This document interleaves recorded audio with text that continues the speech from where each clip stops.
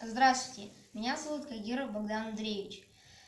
Мне понравилась модель самолета Ил-76. Сначала я у нее сделал фюзеляж, потом сделал фонарь кабины, и там детализация маленькая. Стоят кресла и штурвалы. И потом я собрал крыло и 4 турбины, 4-лопастные. Потом я собрал стабилизатор и киль, и грузовой отсек. Потом шасси.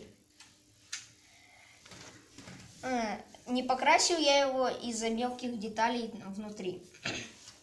Потом моя первая модель Boeing 777, двухтурбинный лайнер.